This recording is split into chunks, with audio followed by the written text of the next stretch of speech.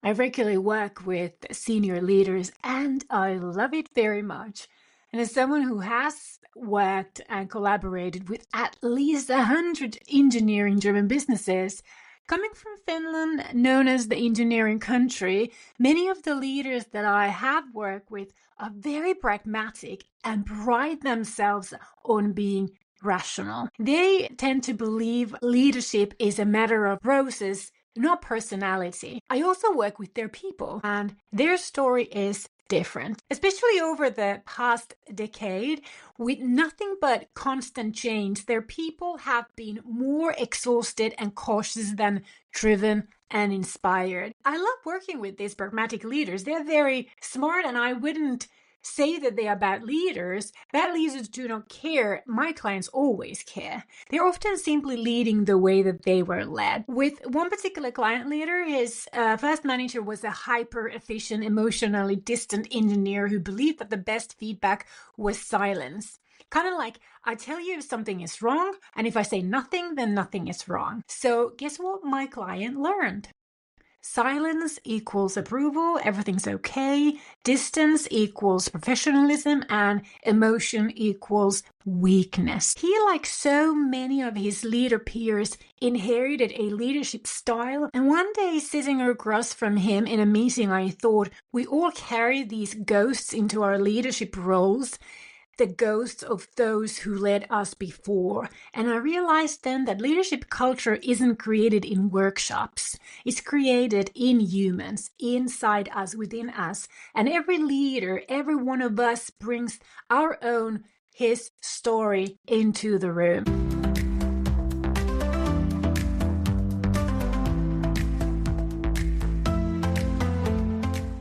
You are listening to the Story Driven Business Podcast. If you are new to this podcast, my name is Susanna Rantanen, and I'm known as the world's leading modern employer branding expert, trusted by B2B leaders who want their culture to become their competitive advantage.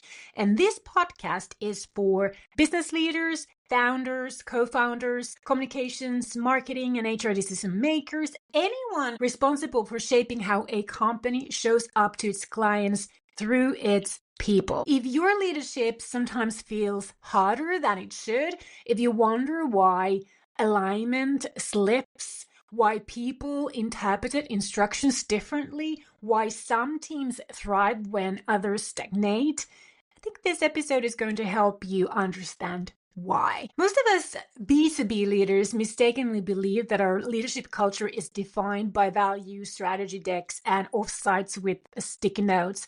But the real leadership culture is a lot simpler and much more confronting. It's you, just like it's me.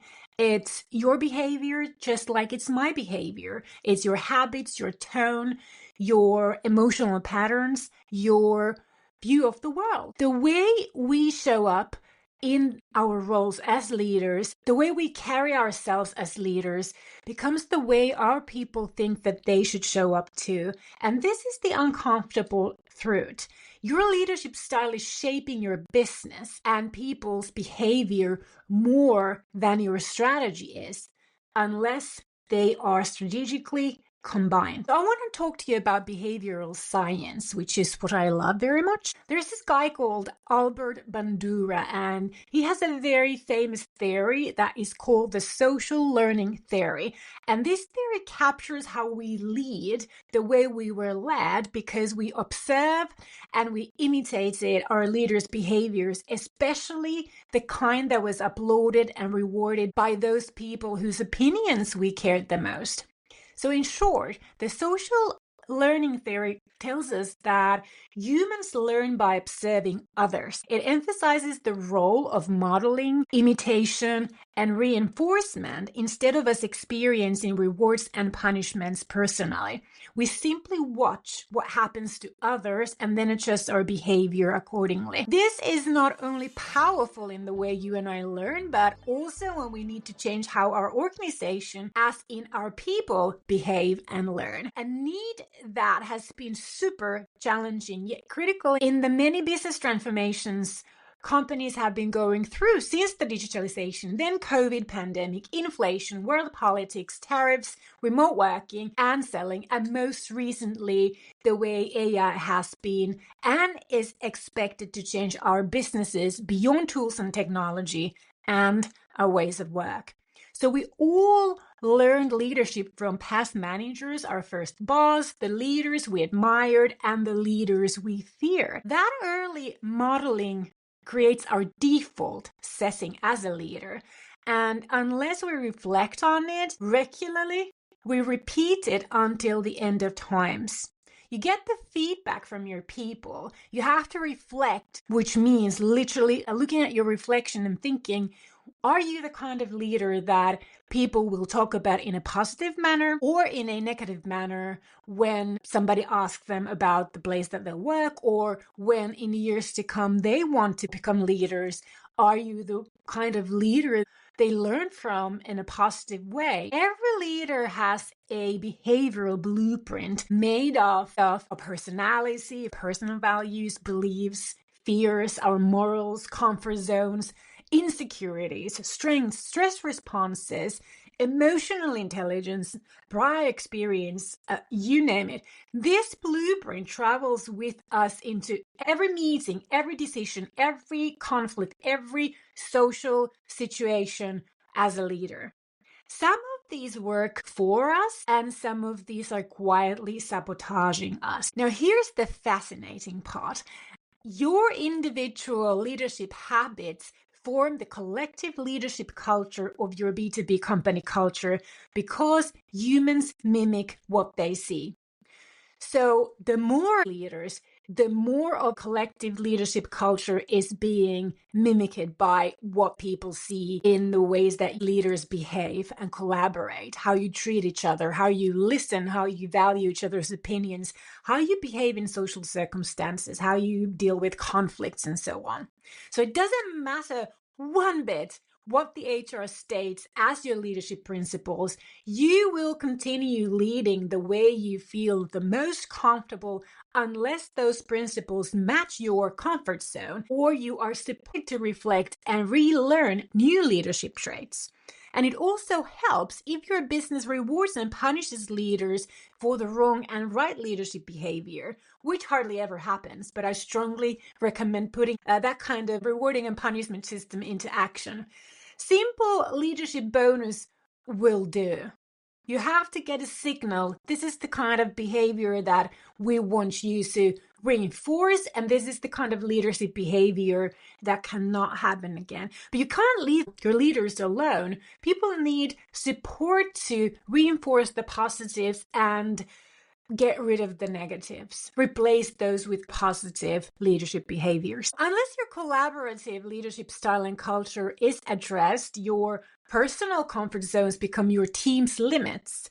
Your blind spots becomes their frustrations. Your energy becomes their energy. Your insecurities become their caution. Your strengths become their strengths. Your tolerance becomes their workplace standard, and your tone becomes the company's tone. Now, leadership is not just a role. It's way more than that. It's a signal of behavior, of decision-making style, of values, ethics, morals, how you appreciate people around you, how you value others around you. And it doesn't matter what it states on your walls as your values or as your leadership principles. It's your behavior that becomes the signal of what is approved, welcomed, and what's not. Now let's go even deeper, because I know that us B2B leaders also love facts. Human brains copy the emotions, the tone, behavior of the person in power, and leaders literally set the brainwave temperature of the room. This is science. Teams adapt to repeated behavior like clay taking shape. If you've ever done ceramics, you know how you shape the clay to a form that you wanted to become, teams adapt to behavior like that. So if your patterns stay the same, their patterns are going to stay the same. We also gravitate towards what feels familiar, and this is called the cognitive bias. Unchallenged leaders recreate all leadership patterns, even the bad ones, without even really noticing it. Amy Edmondson talks a lot about psychological safety, and her research shows that people only speak up when leaders model curiosity, openness, and humility. Otherwise, people stay silent. So if you see a group, they're not going to speak up. They have not been able to model openness and curiosity and humility from their leader.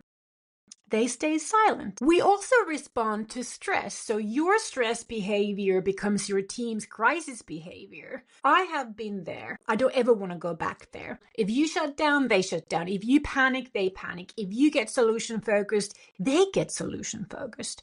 And this is how the leadership culture forms in reality. Leadership behavior becomes team behavior, becomes organizational behavior. But you can actually manage this and lead this. Why does this all matter for B2B leadership? Well, this is not soft stuff. This is really hard business logic. In B2B organizations, your people are your product, and the way they make customers feel is actually your brand.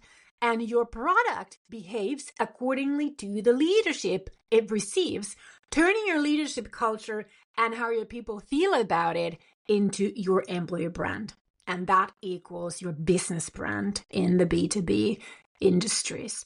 B2B companies do not often have any other brand than how people feel about your organization's behavior, the behavior of your people, your leaders, your salespeople. And that is what becomes the brand, because the brand is an emotional connection to how this object of the brand or the subject of the brand makes me personally feel. So I want you to make a note of this. Your leadership culture is the way that you personally choose to lead. And this impacts retention rates, performance consistency, customer trust, customer lifetime value, talent attraction, the successful execution of the business strategy by your team or in your team, innovation capabilities, communication, trust in your company's leadership, just to mention a few pretty hardcore facts. And here's the kicker. People don't leave companies. They leave leadership cultures that feel unsafe, unclear, or uninspiring. And we've all been there. I've had this happen to me too when I wasn't in my best form. That's life, but when you reflect it, you can learn from it and you can make sure that you don't repeat your past bad behavior. So I reflected hard and made changes.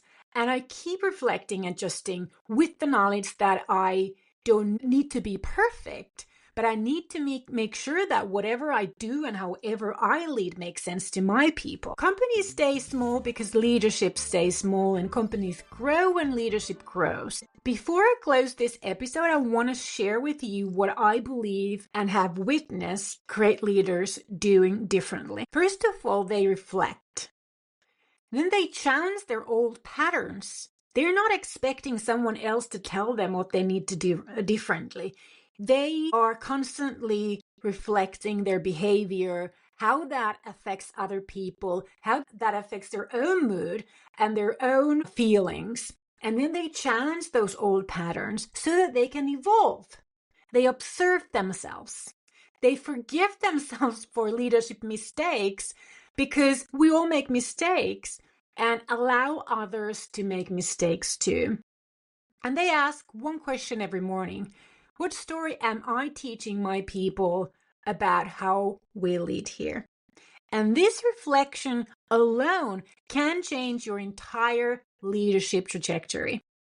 And I want you to pause and consider, who taught you to lead? Or did anyone? Did you learn from watching, mimicking, imitating? Which parts of their leadership still live in you? And why? Which patterns serve your people? Which patterns sabotage your own growth? What behavior are you teaching and sharing intentionally or not on a daily basis? What would you change if you chose your leadership identity consciously instead of inheriting it. I think this is where leadership culture begins, with self-awareness. You've been listening to me, Susanna Rantanen. If this episode gave you anything new, a new way to see your people, your business, or your leadership, please share it with someone who needs to hear it. Maybe it's a colleague, a CEO, a founder, fellow founder, a leadership team. And feel free to share it on your social media. See you again next week.